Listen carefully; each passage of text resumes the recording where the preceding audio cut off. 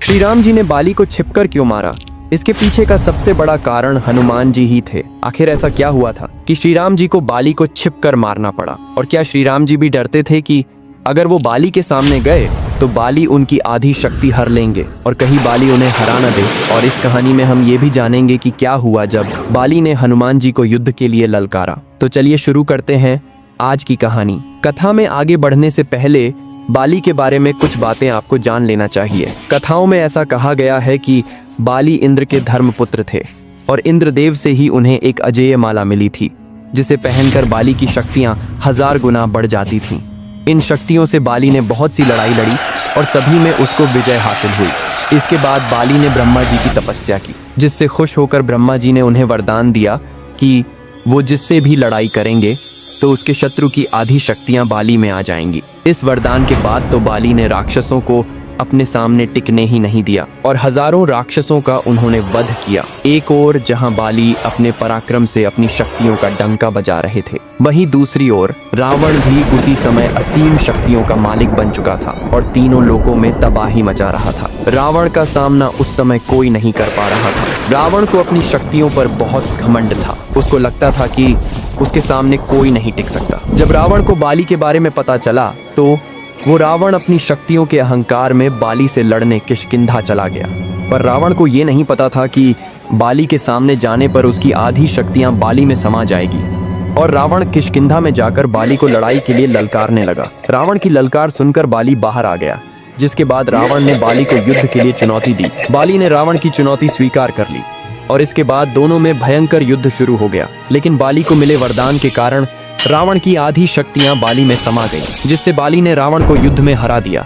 इसके बाद बाली ने रावण को अपना बंदी बना लिया। रावण से जीतने के बाद बाली को अपनी शक्तियों पर बहुत ज्यादा घमंड हो गया था और अपनी ताकत दिखाने के लिए रोज रावण को अपनी बगल में लेकर घूमने जाने लगा। इसके बाद रावण ने बाली से माफी मांगी और दोनों के बीच मित्रता हो गई। लेकिन इसके बाद बाली का घमंड आसमान छूने लगा। एक दिन बाली अपनी शक्ति के घमंड में चूर जंगलों में घूम रहा था और पेड़ पत्थरों को उखाड़ उखाड़ कर फेंक रहा था। उसी जंगल में हनुमान जी श्री राम जी का जप कर रहे थे। जब बाली हनुमान जी के पास पहुंचे तो उन्होंने हनुमान जी से कहा कि क्या पूरे दिन राम नाम जपता है? राम नाम को छोड़कर अपने राजा बाली का जप करो। हनुमान जी ये सुनकर मंद मंद मुस्कुराए और वापस अपनी भक्ति में लीन हो गए। ये देखकर बाली को बहुत गुस्सा आया। बाली ने हनुमान जी से कहा कि मैं तुम्हारे राम से ज्यादा शक्तिशाली हूँ और कहा कि अगर तुम्हारे राम मेरे सामने आ जाए तो मैं उन्हें भी हरा सकता हूँ। जब तक बात खुद पर थी तब तक हनुमान जी ने कुछ नहीं कहा, लेकिन जब बात उनके प्रभु पर आई तो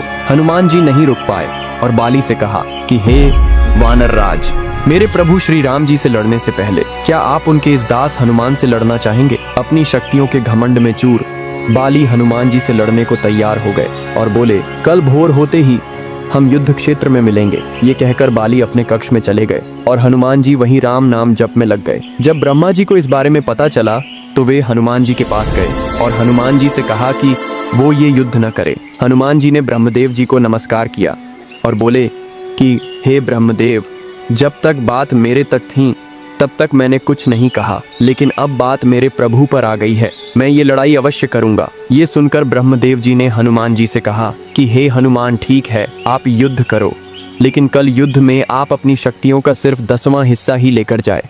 बाकी शक्तियां श्री राम जी के चरणों में छोड़ जाएं और युद्ध के बाद वो शक्तियां आप वापस ले लेना। हनुमान जी ने ब्रह्मदेव जी की बात मान ली और अगले दिन युद्ध में अपनी शक्तियों का सिर्फ 10% हिस्सा ही वो अपने साथ लेकर गए। बाली ने सोचा कि हनुमान एक छोटा सा वानर मात्र है, इसे तो मैं इसकी बिना शक्तियां लिए ही हरा दूंगा। और दोनों के बीच युद्ध छिड़ गया। हनुमान जी जब लड़ाई में विजयी होने लगे तो बाली ने हनुमान जी की आधी शक्तियां लेने का आह्वान किया और जैसे ही हनुमान जी की शक्तियां बाली में जाने लगी तो बाली का शरीर धीरे धीरे विशालकाय होने लगा। बाली समझ नहीं पा रहा था कि ये क्या हो रहा है। बाली का शरीर फटने को हो रहा था। बाली को ऐसा लग रहा था मानो उसके शरीर के अंदर ज्वालामुखी फटने वाला हो। और अभी तो बाली ने हनुमान जी की शक्तियां लेना बस शुरू ही किया था, जिसे वो झेल नहीं पा रहा था। बाली बेहोश होने ही वाला था कि तभी ब्रह्मदेव जी बाली के सामने आए और बोले कि बाली, अगर अपनी जान बचाना चाहते हो तो हनुमान जी की नजरों से बहुत दूर चले जाओ। ये सुनकर बाली वहां से भागने लगा। जैसे जैसे बाली हनुमान जी से दूर जा रहा था वैसे वैसे उसका शरीर ठीक होने लगा और जब वो हनुमान जी से बहुत दूर चला गया तो बाली ने ब्रह्मा जी से इसका कारण पूछा। ब्रह्मदेव जी ने बताया कि हनुमान जी की शक्तियां असीमित और अपार हैं। उन शक्तियों को सिर्फ हनुमान जी ही संभाल सकते हैं और मेरे कहने पर हनुमान जी इस युद्ध में अपनी शक्तियों का सिर्फ 10वां हिस्सा ही लेकर आए थे और उन शक्तियों के अंश मात्र से ही तुम्हारा ये हाल हो गया। सोचो, हनुमान जी अगर अपनी पूरी शक्तियों के साथ आते तो तुम्हारा क्या हाल होता। ब्रह्मदेव जी की बातें सुनकर बाली को अपनी गलती का एहसास हुआ और उसका घमंड चूर चूर हो गया। इसके बाद बाली ने हनुमान जी से माफी मांगी और हनुमान जी से कहा कि हनुमान जी, आपके अंदर असीमित शक्तियां हैं, लेकिन फिर भी आप इतने शांत कैसे रहते हो। और ये कहकर बाली हनुमान जी से माफी मांगने लगे। हनुमान जी ने कहा कि अगर माफी मांगनी ही है तो प्रभु श्री राम जी से मांगिए, मैं तो उनका एक छोटा सा भक्त हूँ। और ये कहकर हनुमान जी ने बाली को अपने गले लगा लिया। इसके बाद बाली श्री राम नाम का जयकारा लगाने लगे और ये युद्ध शुरू होने से पहले ही खत्म हो गया। अब बात करते हैं श्री राम जी ने बाली को छिपकर क्यों मारा। दरअसल इसके पीछे के कुछ तथ्य रामायण में लिखित है। श्री राम जी सुग्रीव को अपना मित्र बना चुके थे और उन्हें वचन दे चुके थे कि वो बाली का वध अवश्य करेंगे, क्योंकि बाली के पापों का घड़ा भर चुका है और क्षत्रिय होने के नाते उनको ये आदेश था कि अगर कहीं भी कोई पाप करता है तो पापियों को दंड अवश्य दिया जाए। बाली ने सुग्रीव को अपने राज्य से निकालकर सुग्रीव की पत्नी रोमा पर जबरन अपना हक जमा लिया था, जिसकी सजा सिर्फ मृत्यु थी।